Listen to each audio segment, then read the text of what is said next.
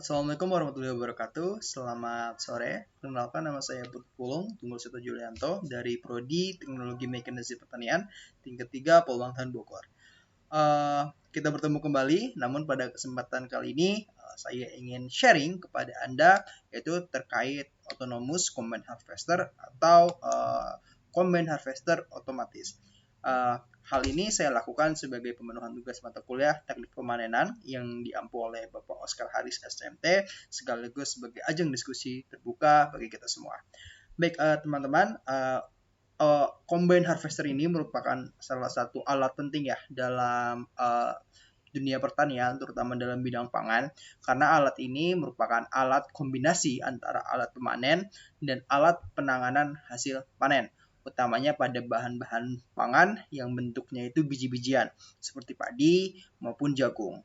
Nah, combine harvester ini untuk partnya, dalam melakukan fungsinya itu terdiri dari 5 part penting atau 5 part paling utama. Yang pertama itu adalah reaper. Nah, reaper ini berfungsi untuk mengkat atau memotong tanaman padi ataupun tanaman jagung. Kemudian yang kedua itu ada conveyor. Nah, conveyor ini fungsinya setelah tanaman atau yang sudah di-cut itu dibawa ke tahap selanjutnya yang disebut thresher.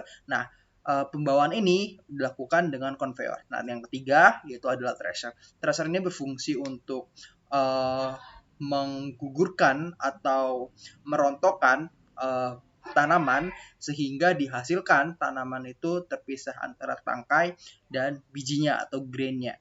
Nah, yang ketiga itu ada kipas atau baling. Nah, kipas ini berfungsi untuk menyaring benih yang bernas atau berisi maupun yang tidak.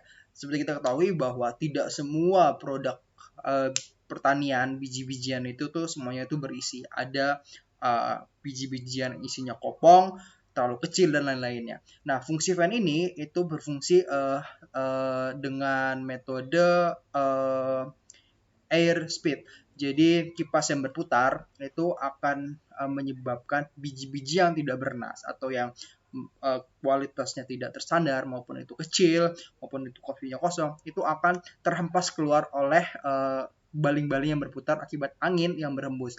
Nah, biji-bijian yang berisi, yang bernas, yang kualitasnya bagus itu akan jatuh ke bawah. Nah, yang kelima itu disebut dengan saringan. Nah, saringan ini berfungsi apabila tangkai-tangkai hasil pembawaan hasil pemisahan tangkainya itu jatuh, itu akan disaring dengan saringan ini. Nah, untuk turunan dari hal-hal tersebut itu yang pertama seperti saya sebutkan tadi ya, dari reaper dipotong, kemudian tanaman dibawa oleh conveyor ke thresher. Thresher ini berfungsinya untuk memisahkan antara batang dengan biji atau grain. Nah, kemudian biji atau grain itu akan dipisahkan kembali yang berisi ataupun tidak dengan fan. Nah, kemudian biji yang sudah di fan itu akan jatuh ke dalam saringan dengan tujuan bahwa hasil-hasil perontokan antara batang tadi itu jika masih terbawa akan terpisahkan oleh fan. Nah, untuk turunannya, yang pertama itu setelah tangkai itu ditumbuk berpisah dengan biji, tangkai tersebut akan dibawa ke sebuah sistem yang disebut dengan twin rotor system. Nah, twin rotor system ini berfungsi untuk menumbuk kembali. Jadi ada dua twin rotor kanan dan kiri dengan putaran arah yang berbeda. Nah, putaran yang berbeda ini tujuannya adalah jika nanti ada masih pada saat thresher itu benih-benih itu masih ada dalam tangkai, itu dia akan rontok kembali. Nah, rontoknya ini akan masuk ke dalam fan dan juga masuk kembali ke dalam saringan, sehingga bawahan dari saringan itu dihasilkan benih biji atau grain itu yang benar-benar bernas dan bermutu. Nah, twin rotor system ini akan berputar terus-terus sehingga nanti akan sampai kepada reaper. Nah, reaper ini fungsinya adalah reaper kedua, yaitu fungsinya adalah mencacah dari tangkai ini sehingga tangkai ini tuh bentuknya kecil-kecil dan dialirkan keluar. Nah, dialirkan keluarnya ini kalau di barat itu digunakan sebagai pupuk alami. Jadi untuk Eropa dan negara-negara maju itu tangkai-tangkai hasil permainan itu tidak dibuang begitu saja, namun kembalikan ke dalam tanah dengan fungsi untuk sebagai sumber hara organik. Namun ada juga jika ingin membutuhkan, sisa tangkai ini bisa dibuat untuk pakan ternak. Nah, setelah masuk twin rotor separation, nah twin rotor separation ini digerakkan oleh gearbox, 2 buah gearbox, kemudian masuk ke dalam saringan. Nah, saringannya ini akan turun benih yang berisi, kemudian dihasilkan benih yang sudah terpisah. Nah, ini sudah siap. Nah, untuk menjalankan fungsi ini tentunya dibutuhkan sensor-sensor karena ini merupakan otomatis ya, otomatis combine harvester. Nah, sensor ini yang pertama itu adalah sensor untuk mencari tahu berapa banyak grain yang masuk ke dalam thresher. Nah, setelah masuk sensor itu disebutnya feed rate sensor, kemudian disensor juga dengan sensor yang bernama field yield and moisture sensor. Nah, fungsinya ini adalah untuk untuk mengukur seberapa banyak kandungan air dalam benih.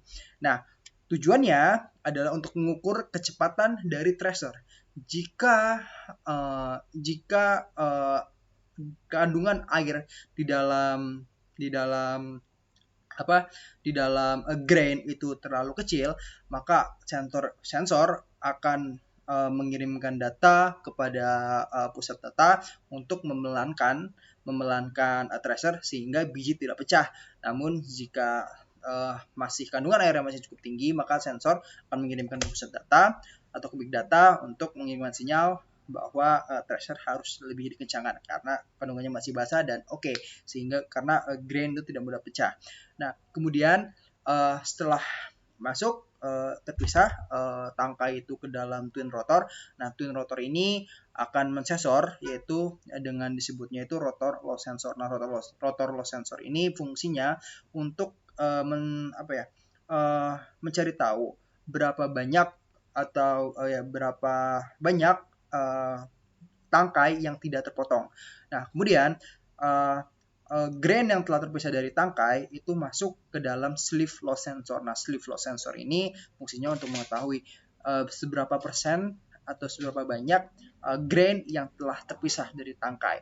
Kemudian setelah jatuh, kemudian masuk ke dalam nanti ada turunannya kembali seperti berapa banyak kandungan atau hasil dari grain yang telah didapatkan dan lain-lain. Nah, mekanisme ini itu diatur di pusat kendali. Nah, pusat kendali ini biasanya terletak pada di depan traktor yang disebut steering ya, di ruang kendali yang mana fungsinya untuk menjalankan combine. Nah, di dalam pusat kendali ini ada sebuah layar.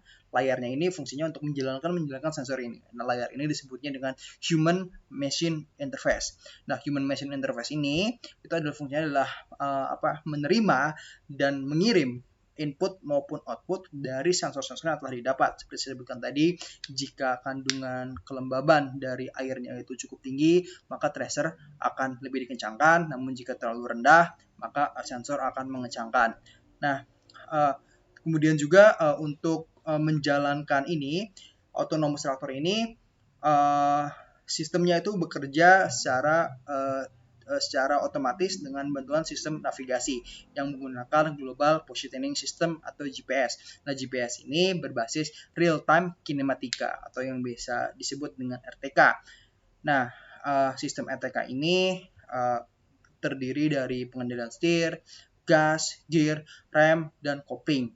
Nah, kemudian juga sistem kontrol untuk clipper dan lainnya. Kemudian sistem GPS ini tentunya merupakan sistem navigasi dengan fungsi untuk mengetahui posisi tepat traktor untuk menentukan langkah yang harus dilakukan combine selanjutnya.